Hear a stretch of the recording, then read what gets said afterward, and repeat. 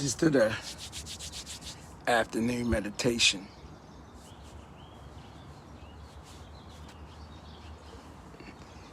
Doing that meditation, some reading, some good stuff came, some powerful stuff inside, man. So just wanted to put some love out, share some thoughts, some knowledge, because we know that in order to move forward from any situation and to get unstuck from anything that's going on, hello, sir, what we have to do is understand the root of the problem. And that's very, very important. So that's kind of like what I want to talk about, and I want to bring it in through some of my readings and some of the things I got going on. Got my sage lit because I just wanted to put some love out there. Want to also, wish everybody, good skill next week as we have our black belt test coming up. And just wish everybody a, blissful, happy, wonderful day. So I want to open up with a prayer. God, grant us the serenity to accept the things we cannot change, the courage to change the things we can, and the wisdom to know the difference. So I was reading this story, right? This lady, she had real powerful book my daughter had got me. So story was a real powerful story. She was driving the car down the Beltway. What ended up happening? Boom. The little Earl went up and told her that the engine was overheating. She stopped it, checked it out, stopped it stopped overheating. She kept on going. Long story short, boom, she blew the engine. Took the engine, they came, towed the car away, took it to the repair shop. And then before you know it, hello. And then before you know it, she went there and the guy fixed it and whatever. And, she was happy. All that money cost a lot of money. She thought that, everything was fixed. A couple of weeks later, boom, the same thing happened again. And she couldn't believe it. After spending all this money, why is my engine keep overheating? She back at the same repair shop. What happened? Sir, can you tell me what's going on? Well, long story short, what happened was that he put a patch on the problem.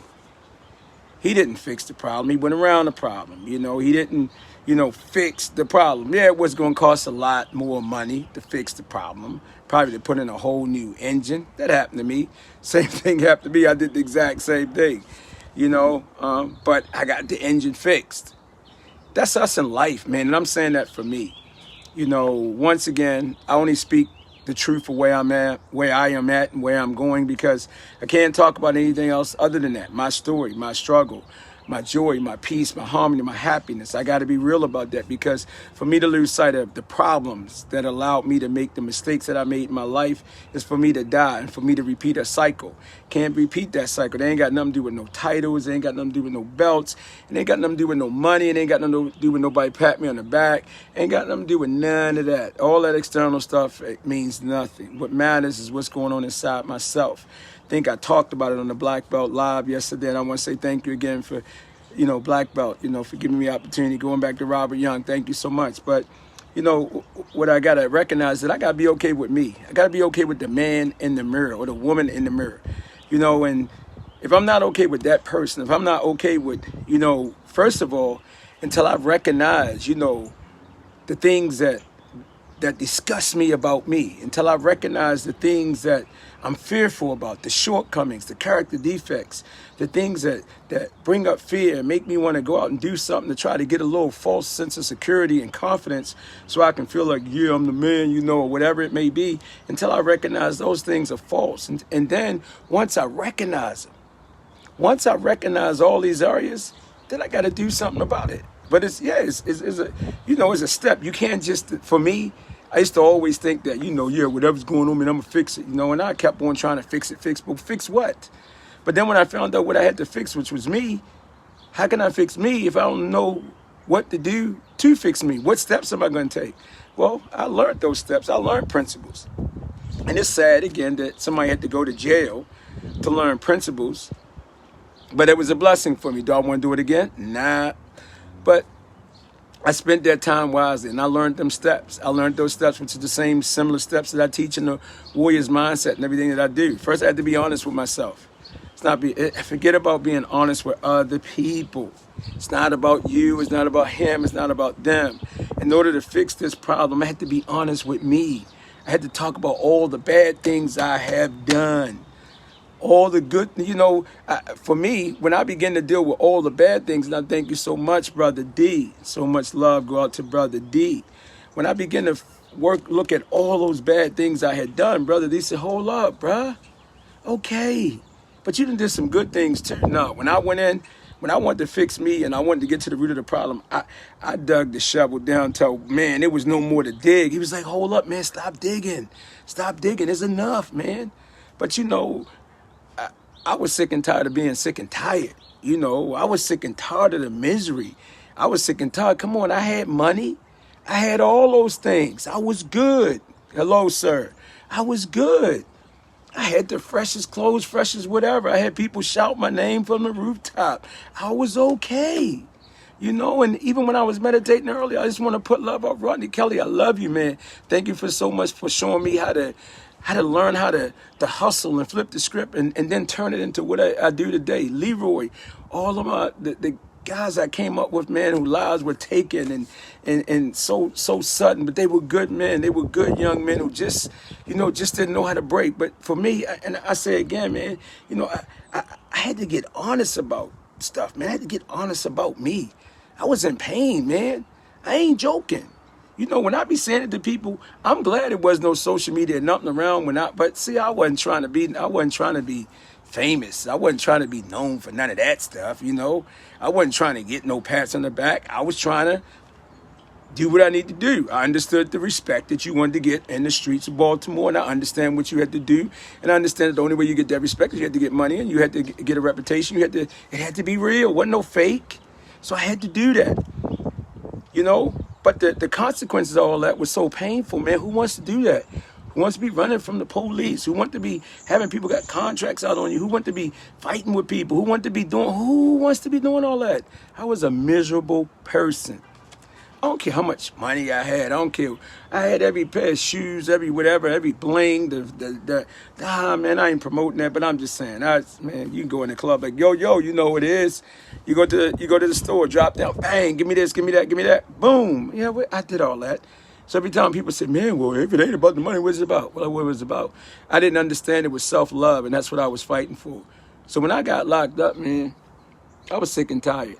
I was sick and tired of quitting before the miracle happened. I was sick and tired of being around men who I thought were men, but they weren't men because they were too insecure to recognize that it's about us learning how to work together. At some point in time, the little boy stopped being a little boy and he becomes a man. That's what my dad showed me. Now me and my dad can talk like men. Will I ever disrespect my dad? My dad gonna always be dad. He's gonna always be Mr. Cherry Hill. He's gonna always be that. There's certain things. Master Brown gonna always be Master Brown. I ain't gonna never switch that up. I ain't trying to get comfortable. I would rather be comfortable through the level of respect. Not comfortable and forget respect. That's the problem with the world today. Everybody want that. No, I don't want that. I want respect. You ain't gotta like me. But in the end, we're going to respect one another. I'm going to respect you. You're going to respect me. Boom, it's good. When we can't do that, we need to release. We need to get away. As Grandmaster June Reese said, the thing that separates us from the animal is that we have the ability to choose to be respectful, or we don't have to be respectful. And when we don't do that, we resort back to that level of animalistic behavior. And you have a right to do that. But I choose not to be that way because that's who I used to be. So when I got honest about that, man, in the prison cell, it's in the books, all the things. But this ain't about selling nothing. Ain't no salesperson. I ain't trying to sell nothing. I do things so I can pass upon the knowledge. I was given a mission a long time ago for many people. Brother D, much love for you. He said only one of y'all gonna make it. Only one of y'all gonna make it. That's what he said to everybody in that jail cell. Only one of y'all gonna make it. Who it's gonna be?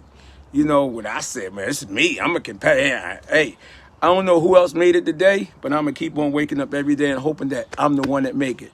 So one out of 100. That movie ain't just a movie. It's for real. So I had to recognize it. No, I don't want this. I don't want that no more.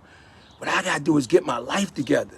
So I had to beat me down. Have you ever had a man call you every bad name in the book and tell you ain't no man? I ain't gonna tell you what you are, but you ain't no man. Any man that's in jail and not home taking care of his kids and showing respect towards his, you talking about your mother, why you ain't showing respect to your mother? How come you here, homie?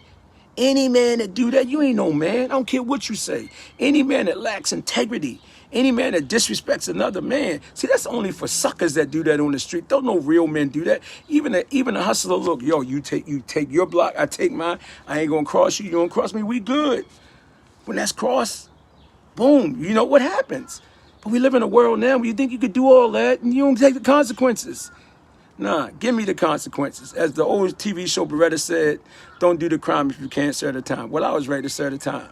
So in that prison cell, when I dropped down, I said, God, you give me another chance right now today. I promise you I will never abandon you. That was this month, 36 years ago. You know, I don't, for other people, and I learned this, I want anybody out there that's struggling and think that they can't recover and can't get out of something. Man, I ain't never think I would be where I'm at. I'm telling you. I loved doing what I was doing. I loved it. Do I like the consequences? No. So my life today far outweighs the negative life that I lived back then. Ain't nobody never see all that. So can't nobody even my family never did that. I never took my dirt to other people.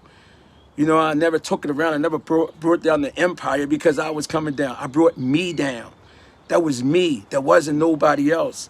And I never knew until my mom died that she was so afraid and she was so embarrassed. She didn't want her baby doing what he was doing. I didn't know that because I was trying to do what I had to do. So when I dropped down in that prison cell, choosing life over death and saying, God, on this day in 1989, if you give me another chance, I promise you, I will never abandon you. It could be in books and people could say, man, that ain't no joke. I wrote that when I was in pain.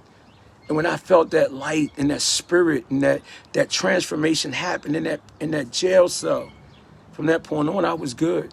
I was free. I knew what my mission was. But now I had to get busy, you know what I'm saying? So the first thing I had to do, I got honest with me. Brother D said, be honest with you. Forget being honest with anybody else. Be honest with God and be honest with anybody else. See, here's a real powerful thing I had to learn. I used to think I could fake God out. Look, I ain't promote religion. I ain't going to do all that. Not happening. But here's the thing. I know that every time I was in trouble, I always say, oh God.